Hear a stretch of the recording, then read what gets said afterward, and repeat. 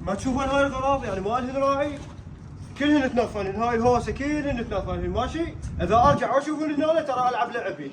عمو على كيفك، والله الدنيا حاره وبعدين الغراض ثقيله وانا مريضه والشمس تقتل. اي طب وش مرض؟ يعني شنو بس اكل ونوم؟ هاي الهوسه كلها تنظفينها ماشي؟ عمو ما يصير العصر حتى لو بالليل. هسه تنظفينها وتسكتي ماشي وانا نازل يلا.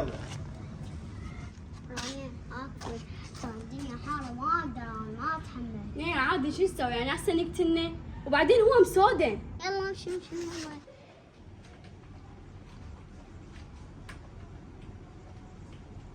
ليه بس قلبها خلي اشيلها قريبه. والله خطية يشتغلن بالحر. هسه يا مودين متوازيات. يابا لفك تشبيك تباوع على راسك كبره. عينش بيش عصبية. روح للخلاش تشتغلين بهالحر والله يا الله هي. انا تدري صدق والله صحيح كلامه ترى الدنيا حاره. ايه اشتغلوا وسكت ليش تردين يعني يقتلنا؟ والله بالشغل استوني يجي. يلا ماشي اخذ لي كسر واجي. تمام. رانيا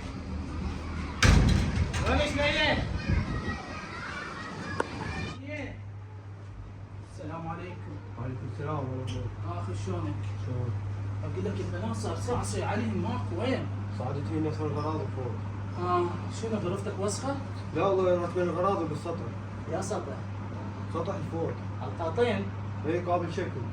كل شيء ماكو بس الدنيا حاره. ما عليه شيء. انت صدق تحكي؟ شكو قابل. لا اله الا الله. رانيا نية رانيا تعي بابا. هاي شبيك هاي شبيه اختك لزميها. راح توقع لزميها. بابا شبيك بابا.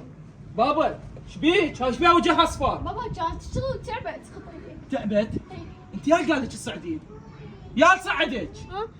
والله عمو مصطفى صعدني. مصطفى؟ طبعا والله هذا قاصدني، يعني هذا اللي يريدني اتكاون وياه، اللي يريدني هسه اموت واشرب من دمه، طبعا استغلاته بس شافاني طلعت، امشي بابا. فتح الباب بابا فتحيه، لك انت ما عندك غيره؟